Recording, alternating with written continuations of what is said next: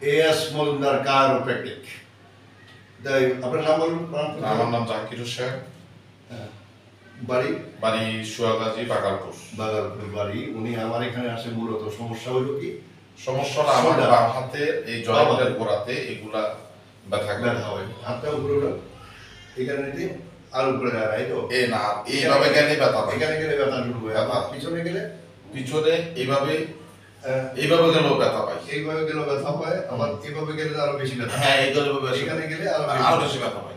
আচ্ছা, তো সুতরাং ওনার চিকিৎসা একটু পরে আমরা শুরু করবো। আর এটি আর কইয়া লাভ নাই আমাদের। জিব্বাটা ভিতর রাখি।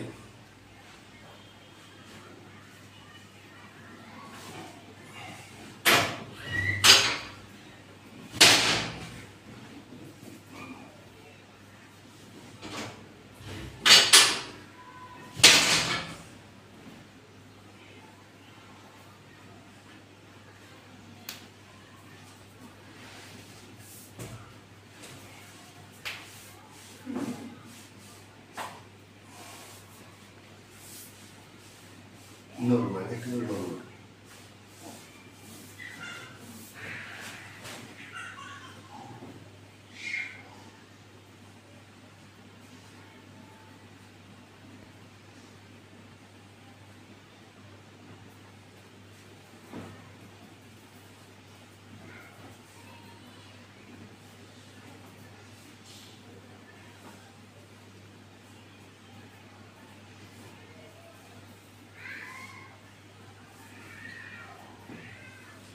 সকলকে মনে রাখতে হবে, কেউ যদি ফ্রোজেন শোল্ডার নিয়ে আপনার কাছে আসে তাহলে আপনাকে মনে করতে হবে যে ওনার হিপ জয়েন্টটা চেক করা জরুরি, অত্যাবশ্যক।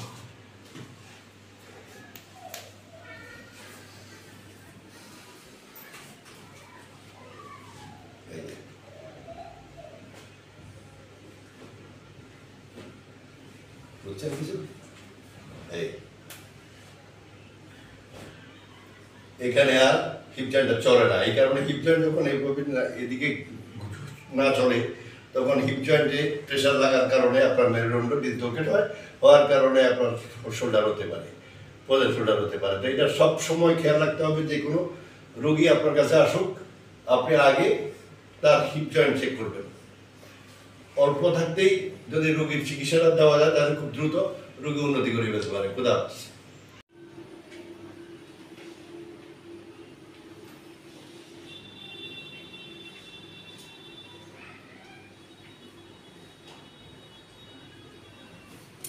নরম, একদম নরম, কোনো হাত নেই।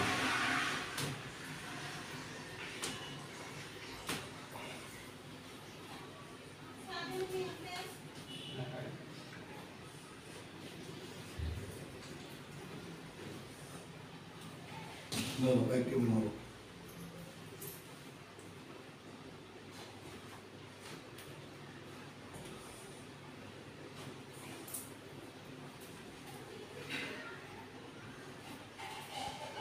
মাথার কোনো না, আরো এদিকে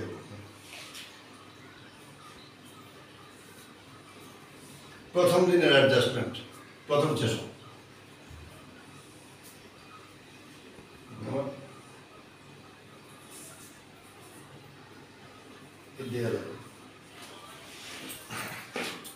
দেহটা খারাপ হয়ে যেত না, একটা দেহ খারাপ হয়ে দূর করে, হ্যাঁ ধরুন একটু ফেলে করুন, লাগে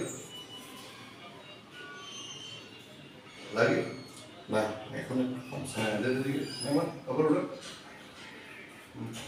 দেহটা লাগে আমার উঠুন।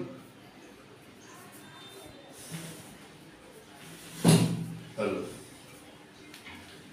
আপনি যে সমস্যাটা নিয়ে আসেন যে আপনার ফ্রোজেন শোল্ডার, এখন কত পার্সেন্ট কমছে প্রথম দিনে?